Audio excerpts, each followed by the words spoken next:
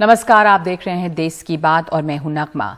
आज त्योहार के दिन एक बहुत ही दुखद हादसा हुआ है छत्तीसगढ़ में जशपुर के पत्थल गांव में एक गाड़ी जो है वो लोगों को कुचलते हुए निकल गई है। ये बहुत ही बेहद अफसोसनाक खबर है क्योंकि त्योहार का दिन है, लोग विसर्जन का जुलूस निकाल रहे थे। ये जो तस्वीरें आप देख रहे हैं ये बहुत ही दर्दनाक तस्वीरें हैं और विचलित कर सकती हैं, इसलिए बहुत साफ ये तस्वीरें हम आपको नहीं दिखाना चाहते। देखिए, विसर्जन जुलूस के दौरान गाड़ी जो एक है वो 100 से 120 की स्पीड पर जा रही थी और लोगों को कुचलते हुए इतनी तेज रफ्तार ये गाड़ी निकल गई। इस हादसे में 4 लोगों की मौत हो गई है और कई लोग इसमें जख्मी हैं। और ये जिस गाड़ी ने लोगों को कुचला है, जिन लोगों को कुचला है वो एक विसर्जन जुलूस में शामिल थे और इस जुलूस के दौरान बेहद तेज रफ्तार गाड़ी आई, 100 से 120 की स्पीड पे गाड़ी आई और लोगों को कुचलती हुई निकल गई है। नंबर है अस्पताल में जो है एक बॉडी को लाया गया था। यहाँ पर जो है एक की डेथ हुई है और 16 लोग और अदर हॉस्पिटलाइज हैं, जिसमें से 2 लोगों को जो है एक्सरे कराया गया है और फ्रैक्चर है, उन लोगों को रिफर करने की प्रक्रिया जारी है।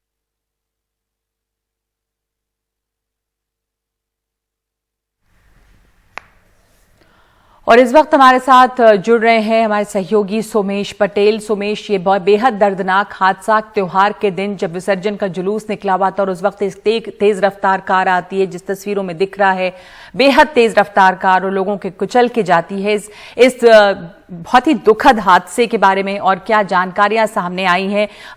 ये भी है कि अब जो 2 आरोपी थे उन्हें गिरफ्तार कर लिया गया है, उनके बारे में क्या जानकारी है?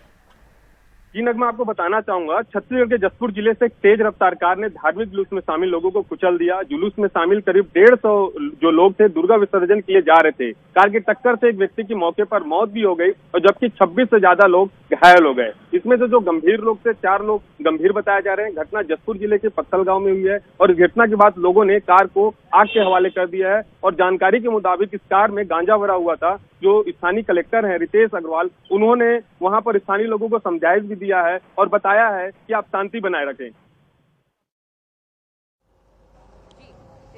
तो लोग थे जो पकड़े गए हैं, उनके बारे में क्या जानकारी? जैसा आप बता रहे हैं कि इस गाड़ी में गांजा भरा हुआ था, तो जो 2 आरोपी पकड़े गए हैं कौन लोग हैं? फिलहाल पुलिस उनसे पूछताछ कर रही है। ये जो 2 लोग थे ये कहाँ के हैं, इनसे पतासाजी किया जा रहा है कि आखिर में जो गाड़ी था उसमें गांजा कहाँ से आया। जब लोग त्योहार बना रहे थे, दुर्गा विसर्जन करने के लिए जब लोग निकले हुए थे, उसी समय यह दुखद घटना हुई और तेज रफ्तार जो कार थी, करीबन 150 से ज्यादा लोग थे, उनके ऊपर गाड़ी चढ़ाते हुए वहां से निकल गया और जो गुस्साए लोग थे गाड़ी को आग के हवाले भी कर दिए। फिलहाल पुलिस इस घटना की बारीकी से जांच कर रही है। स्थिति वहां पर गंभीर बनी हुई है। जी, स्थिति काफी गंभीर वहां पर है क्योंकि बहुत ही दर्दनाक हादसा है ये। एक तेज रफ्तार गाड़ी लोगों को कुचलती हुई चली जाती है जिसमें 4 लोग जो हैं वो मारे जाते हैं और बहुत ज्यादा संख्या में लोग घायल भी हैं। सोमेश, धन्यवाद आपका इस जानकारी के लिए। तो ये छत्तीसगढ़ के जशपुर की घटना है। शुक्रवार की सुबह सिंघू बॉर्डर पर एक युवक की बर्बर तरीके से पीट कर हत्या कर दी गई है और मारे गए युवक पर यह आरोप है कि गुरु ग्रंथ साहिब से उसने छेड़छाड़ किया। तीनों कृषि कानूनों को रद्द कराने की मांग पर चल रहे किसानों के विरोध प्रदर्शन के मुख्य स्थल के पीछे बैरिकेड पर युवक की लाश बंधी और लटकी हुई मिली थी। पुलिस ने पूरे मामले में एक मुकदमा दर्ज किया है और जांच शुरू कर दी है। सौरभ शुक्ला हमारे सहयोगी ये रिपोर्ट भेज रहे हैं। ये तस्वीरें आपको विचलित कर सकती हैं। पंजाब के तरन तारन का रहने वाला 35 साल का युवक जमीन पर पड़ा तड़प रहा है। इसका बायां हाथ और दायां पैर काटकर इसके शव को सिंघू बॉर्डर पर किसान आंदोलन के स्थल पर लटका दिया जाता है। इस पूरी वारदात को अंजाम देने का आरोप निहंग सिखों पर लगाया जा रहा है, जिनका कहना है कि मृतक ने सिखों के धार्मिक ग्रंथ के साथ बेअदबी की थी। जो उस ग्रंथ की बेअदबी कर रहा हो उसको भी अनुशासन के लोकतंत्र के हिसाब से उसको भी प्रशासन को दे देना चाहिए। जो उसको तड़प से मौत हुई है, हम उसकी भी, हमारे जो आज के सदस्य से, आज के जो प्रधान थे, उसकी निंदा कर चुके। ऐसा नहीं होना चाहिए। पर जब हमको पता चला, हम तो उसी वक्त ही वहाँ पहुँचे उसी वक्त पहुंच करके सारी जांच की, निहंग सिंहों से बात की और डेड बॉडी प्रशासन के हवाले कर दी। जो हमारा फर्ज बनता था वो हमने पूरा दिया। जो मीटिंग हुई है, संयुक्त किसान मोर्चा ने इस पूरी घटना से अपने आप को दूर कर लिया है। मोर्चे के मुताबिक मृतक लखबीर सिंह कुछ दिनों से निहंग सिखों के साथ ही रह रहा था।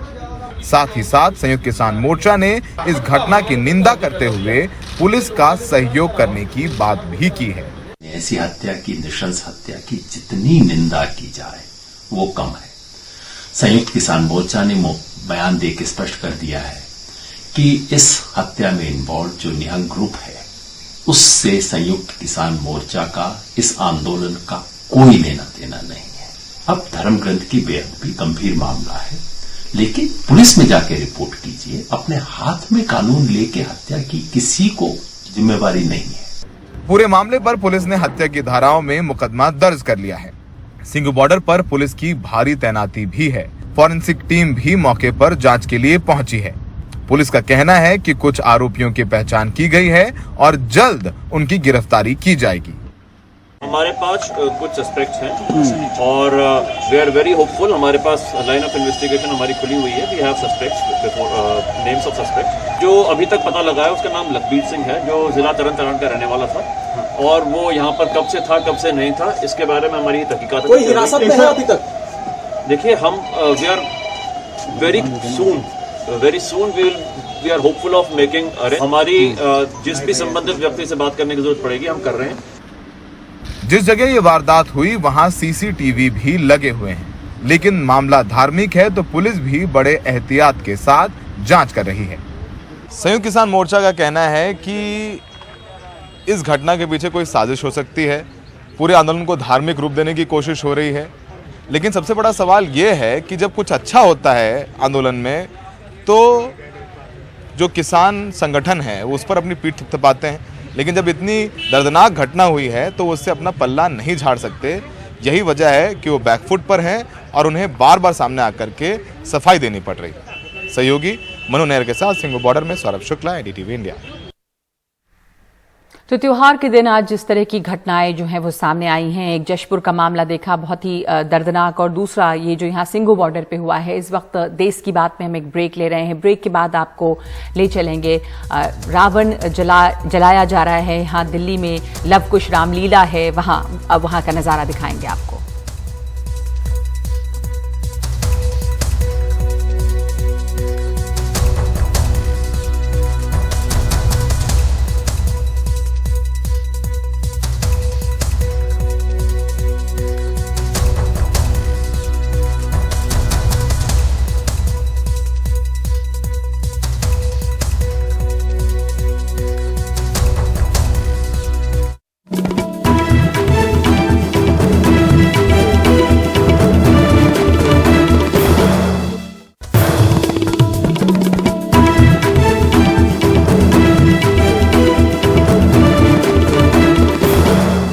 प्रधानमंत्री नरेंद्र मोदी ने 7 नई रक्षा कंपनियों को राष्ट्र को समर्पित किया है। इन कंपनियों में काम करने वाले कर्मचारियों ने कई जगहों पर प्रदर्शन किए तो कई जगहों पर बहिष्कार भी किया है। प्रधानमंत्री नरेंद्र मोदी जब दिल्ली के डीआरडीओ भवन से ऑनलाइन 7 नई रक्षा कंपनियों की शुरुआत कर रहे थे तो पुणे, कोलकाता और चेन्नई जैसी जगहों पर इन कंपनियों के कर्मचारी निगमीकरण के खिलाफ नारे लगा रहे थे। निगमीकरण नहीं चलेगा, नहीं चलेगा, नहीं चलेगा। देश की सुरक्षा के खिलाफ खिलवाड़ नहीं चलेगा, नहीं चलेगा, नहीं चलेगा। जगह जगह कार्यक्रम का बहिष्कार किया गया। पीएम ने इस मौके पर कहा कि समय के हिसाब से इन कंपनियों को अपग्रेड नहीं किया गया, जिस वजह से ऑर्डिनेंस फैक्ट्री बोर्ड के 41 कारखानों को 7 कंपनियों में बदलना पड़ा। 41 ऑर्डिनेंस फैक्ट्रीज को नए स्वरूप में किए जाने का निर्णय, 7 नई कंपनियों की ये शुरुआत देश की इसी संकल्प यात्रा का हिस्सा है। ये निर्णय पिछले 15-20 साल से लटका हुआ था। मुझे पूरा भरोसा है कि ये सभी 7 कंपनियां आने वाले समय में भारत की सैन्य ताकत का एक बहुत बड़ा आधार बनेगी। लेकिन प्रधानमंत्री और रक्षा मंत्री के तर्क कर्मचारियों के गले नहीं उतर रहे हैं। उनका कहना है कि 220 साल पुराने ऑर्डिनेंस फैक्ट्री बोर्ड को खत्म कर 7 कंपनियों में बदलना न तो कर्मचारियों के हित में है और न ही देश हित में। 220 साल का पुराना 41 ऑर्डिनेंस फैक्ट्रीज को 7 टुकड़ा करके निगमीकरण करके 7 कंपनी बना दिया। इस 7 कंपनी का आज उद्घाटन का नाम पर एक नाटक होने वाला है। माननीय प्रधानमंत्री 220 साल पुराना डिफेंस इंडस्ट्री को दोबारा उद्घाटन कर रहा है। इस बात को लेकर के पूर्णतः आशंकित हैं कि जो 3 शब्द हैं अकाउंटेबिलिटी, ऑटोनॉमी और इफिशियंसी, इन 3 शब्दों के साथ जो बनाया गया कारपोरेशन है वो कैसे सफल होगा। हमारी आशंकाएं आज भी अपनी जगह पर कायम हैं और हमने इसीलिए इस कारपोरेशन का लोकार्पण कार्यक्रम का बहिष्कार किया। कर्मचारियों की नाराजगी को लेकर जब एनडीटीवी ने रक्षा मंत्री राजनाथ सिंह से सवाल पूछा तो उन्होंने कोई जवाब नहीं दिया। सर, ये ऑर्डिनेंस फैक्ट्री के कर्मचारी जो है पूरे देश भर में कई जगह प्रदर्शन कर रहे हैं, विरोध कर रहे हैं। सर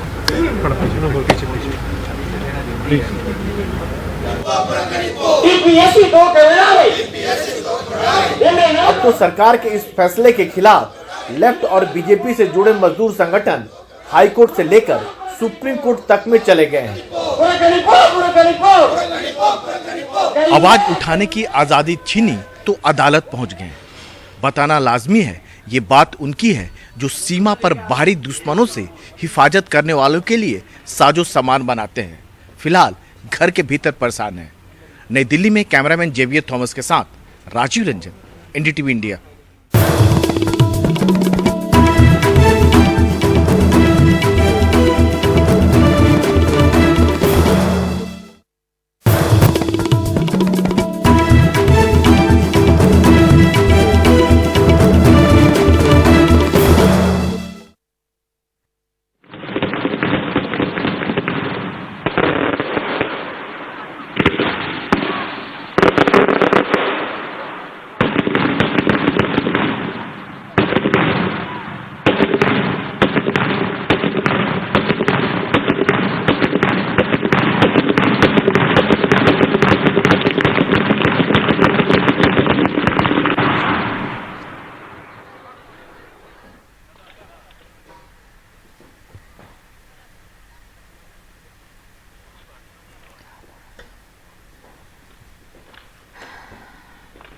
ये देख रहे हैं आप लवकुश रामलीला, जहां पे इस बार जो मुख्य अतिथि थे वो दिल्ली के मुख्यमंत्री अरविंद केजरीवाल हैं और यहां पर हमारे बीच में है रावण दहन का कार्यक्रम चल रहा है। मुख्यमंत्री जी आपके क्षेत्र के अंदर आए हैं, आप उनका भी स्वागत कर दें। हमारे साथ जुड़े हमारे सहयोगी शरद शर्मा। शरद, यहाँ पर इस रामलीला में मुख्य अतिथि दिल्ली के मुख्यमंत्री हैं, वहां पर इस वक्त क्या कुछ चल रहा है, आप हमें इसके बारे में बताइए। रामलीला हो चुकी है और पुतला दहन शुरू हो गया है। सबसे पहले मेघनाथ का जो पुतला था उसका दहन किया गया है और इसके बाद किया जाएगा।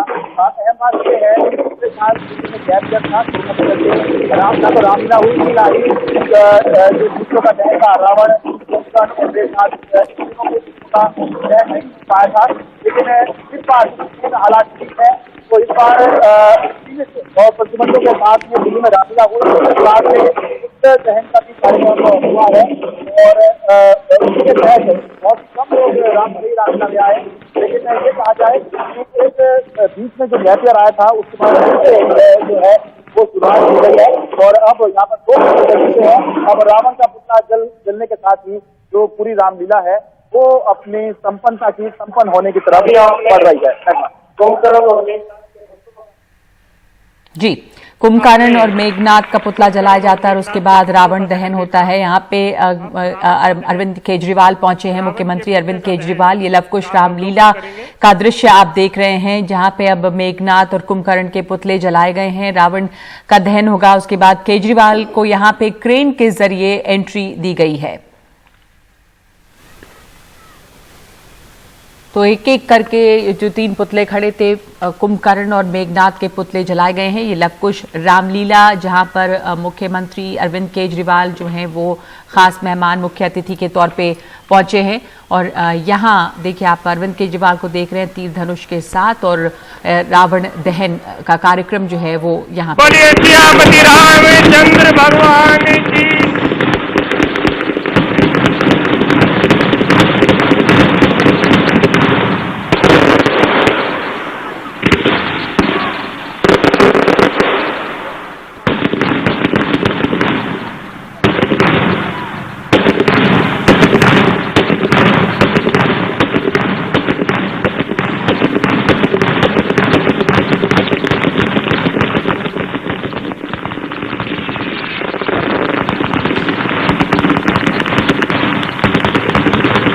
ये लवकुश रामलीला का दृश्य है। दशहरे पर रावण के पुतले का दहन किया गया है। यहाँ पर मेघनाथ और कुंभकर्ण का पुतला जलाया पहले जाता है और उसके बाद रावण के पुतले का दहन होता है। इसी के मौके पर यहाँ मुख्यमंत्री दिल्ली के अरविंद केजरीवाल मौजूद हैं मुख्य अतिथि के तौर पे, और अब ये रावण दहन भी हो गया है। यहाँ पर मुख्यमंत्री अरविंद केजरीवाल को क्रेन के जरिए एंट्री दी गई है। ये लवकुश रामलीला के दृश्य आप देख रहे हैं, जहाँ पर मेघनाथ, कुंभकर्ण और रावण का पुतला अब जलाया गया है। बुराई पर अच्छाई का आइए आपको एक बार फिर ले चलते हैं लवकुश रामलीला में। यहाँ पर रावण दहन का कार्यक्रम बस अभी अभी हुआ है। ये देख रहे हैं आप रावण के पुतले, और यहाँ पर मुख्य अतिथि के तौर पे दिल्ली के मुख्यमंत्री अरविंद केजरीवाल पहुंचे, जहाँ पर रामलीला हुई। और अब ये जो आप तस्वीरें देख रहे हैं, ये यहाँ पर सीधी तस्वीरें हैं दिल्ली के लवकुश रामलीला से, जहाँ पर मुख्य अतिथि के तौर पर दिल्ली के मुख्यमंत्री अरविंद केजरीवाल पहुंचे हैं।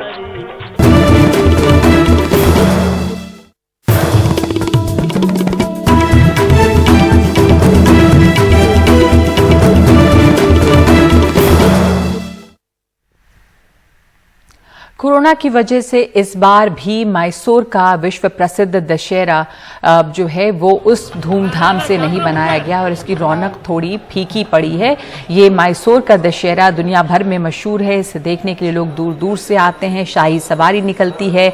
मैसूर का जो राजमहल है वो सजाया जाता है, और मैसूर पैलेस से तकरीबन 6 किलोमीटर लंबी जो सवारी है वो हमेशा निकलती है, लेकिन इस दफ़ा वो सवारी नहीं निकल रही है, जिसे देखने के लिए तकरीबन 4 से 6 लाख लोग पहुंचते हैं, जिसमें देशी और विदेशी सैलानी दोनों होते हैं। और सड़कों की दोनों तरफ वो घंटों इस चीज़ का इंतज़ार करते हैं कि पैलेस से वो सवारी निकलेगी।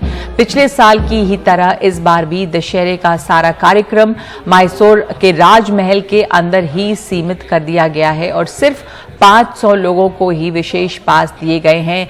आम लोगों के साथ साथ मीडिया को भी इजाज़त नहीं दी गई है यहाँ पर, ताकि भीड़ भाड़ कम हो।